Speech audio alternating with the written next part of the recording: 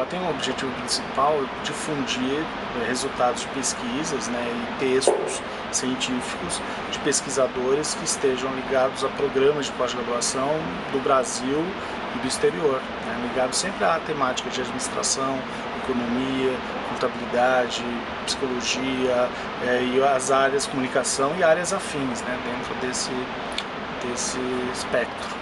Normalmente uma revista científica dentro de um programa de pós-graduação, ela trabalha a visibilidade daquele programa, mostra que há um trabalho sério, um grupo de pesquisadores, professores e alunos forte, presente, atuante, e com isso a revista acaba sendo uma vitrine para aquele programa. Então todas as principais instituições do país, os principais programas das várias áreas de conhecimento de pós-graduação, elas possuem revistas e normalmente são revistas fortes, boas, né? Normalmente as revistas editam as suas normas de submissão.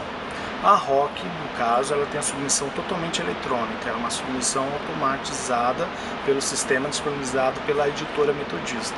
Então é só entrar no sítio, na internet da revista, da ROC, e lá existem as instruções para os autores.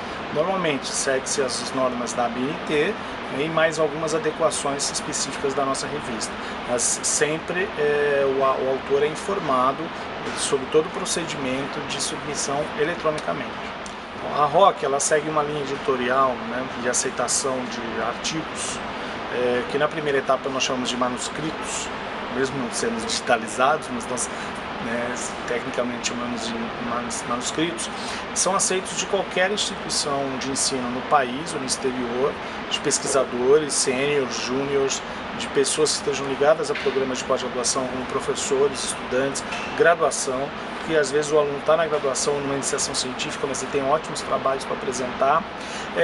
Então esses trabalhos são sempre bem-vindos. Eles entram num processo de avaliação.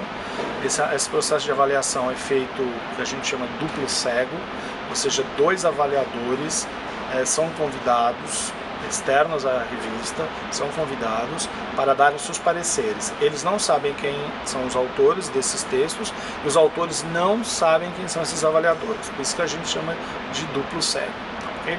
Esse processo corre eletronicamente pelo sistema da revista e depois de um tempo de avaliação a gente dá o retorno para o autor, né, ou autores. O que a gente tem, uma das normas da ROC é justamente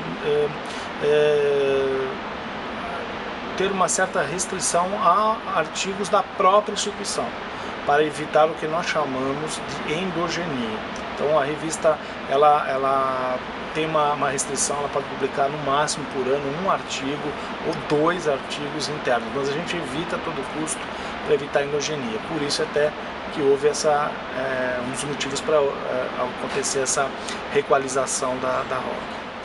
Os conceitos qualis da CAPES, elas são determinados por umas letrinhas e uns números. O que são essas letrinhas e esses números? Eles vão desde o C até o A2.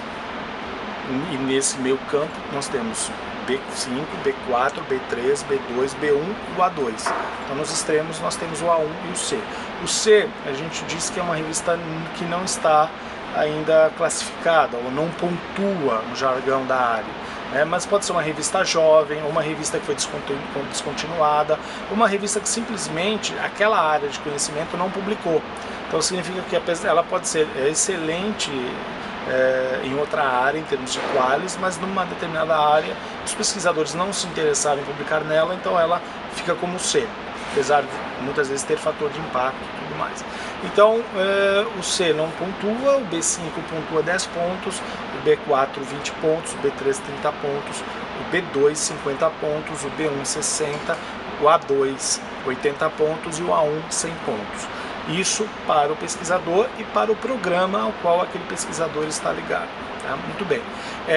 Então a ROC é B2, significa que ela, na área de administração e nas outras áreas na qual ela recebeu essa pontuação B2, como por exemplo planejamento urbano, chega a proporcionar ao pesquisador que nela publicou 50 pontos e também ao programa que nela publicou 50 pontos. Então o qualis é um sistema de classificação de periódicos usados pela CAPES né, para poder atribuir valores à produção científica brasileira nos seus programas.